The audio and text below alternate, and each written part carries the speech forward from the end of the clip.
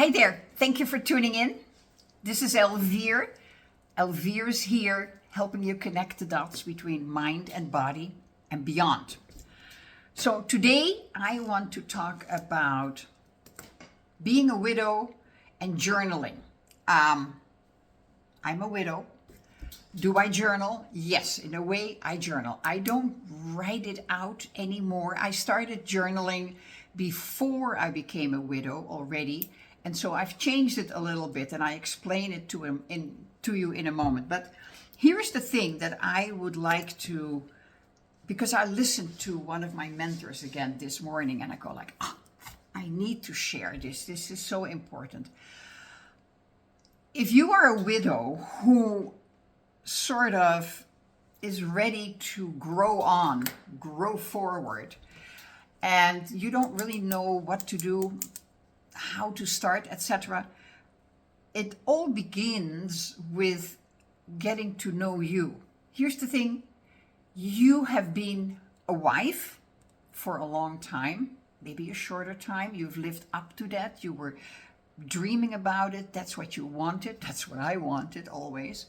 And so you are now having a different role, but you're still the same fabulous woman. Deep down in your core, you're still that magnificent woman. So you have been playing the role of a wife for some time, shorter, longer, whatever it was. Now it's a different role that you're going to be playing, because life is all about playing. It's all about acting out who we are. And there is different parts of us, very, very many different parts of us. So right now, the main focus is you are a widow.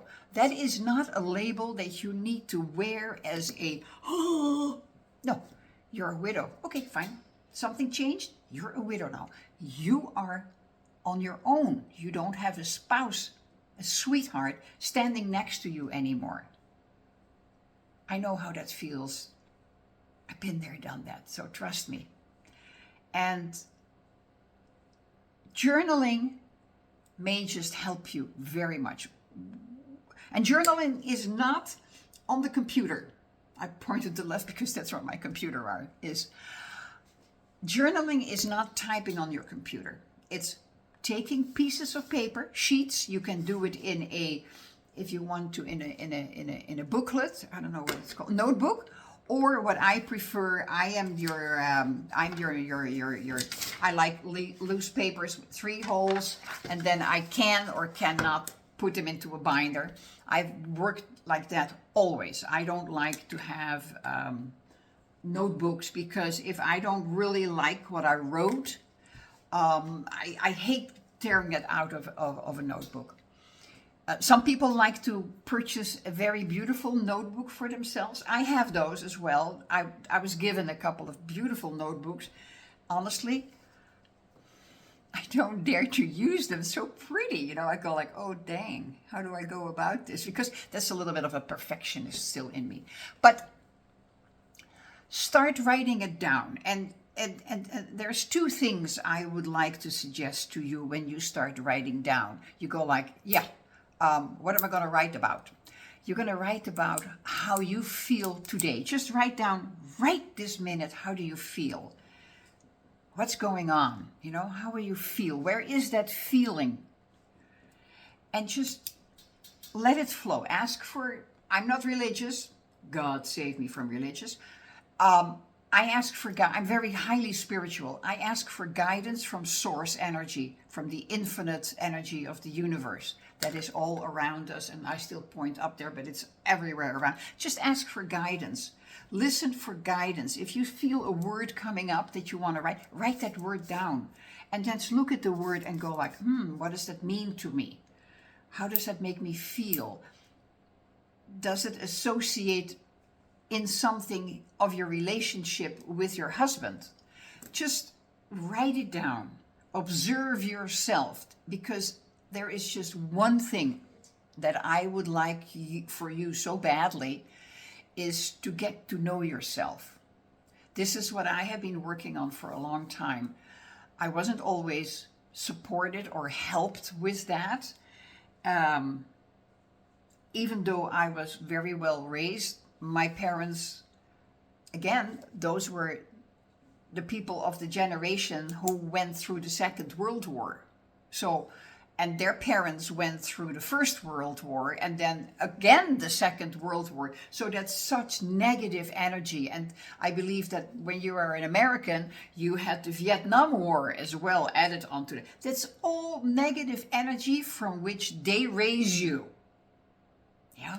And one of the things they always tell you that you should be grateful and you should be satisfied, and daydreaming is not an option. Forget it, get real. So I have a totally different take on that. What I learned from my mentors, and not the mentors from today or yesterday, but the mentors from decades ago, centuries ago. So, and nothing has really changed. Nothing has really changed.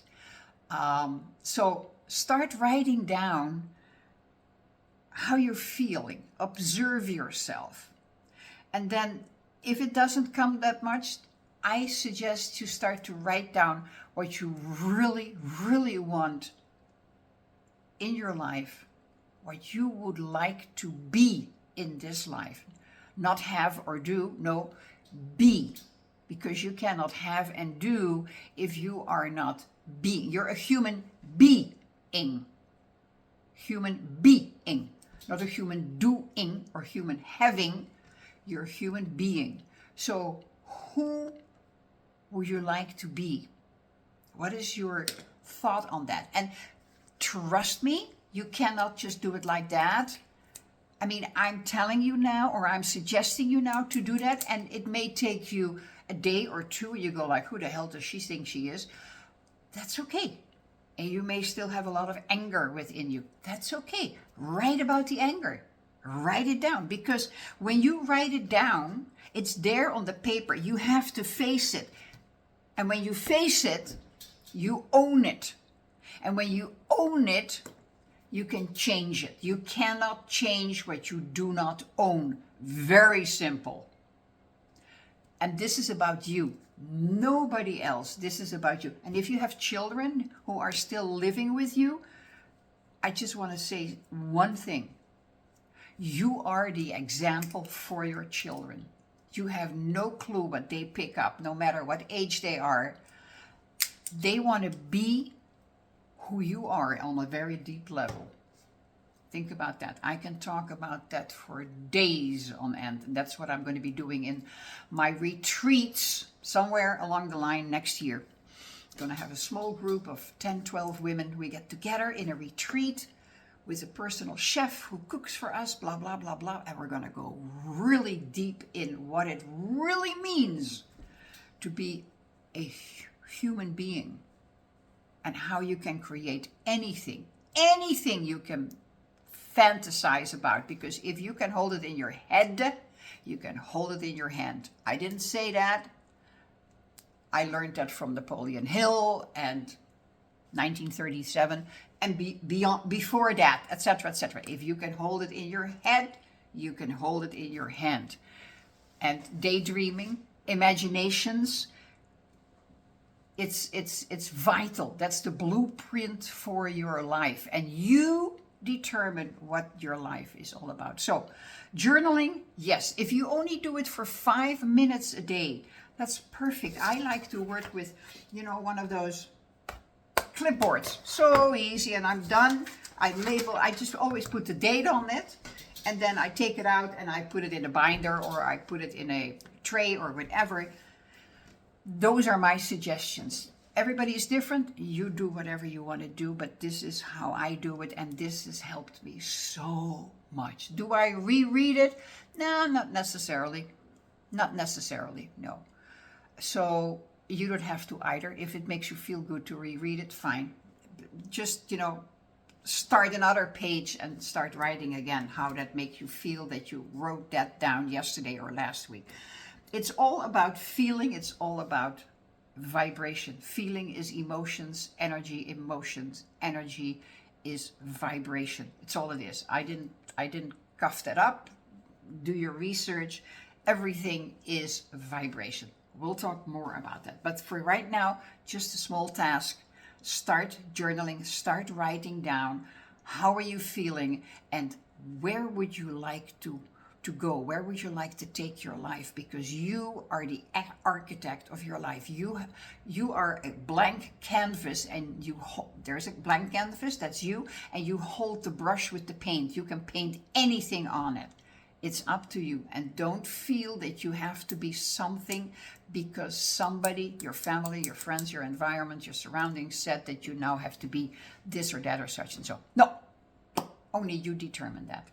So, hope this helps a little bit. I will talk to you again later this week. Thank you.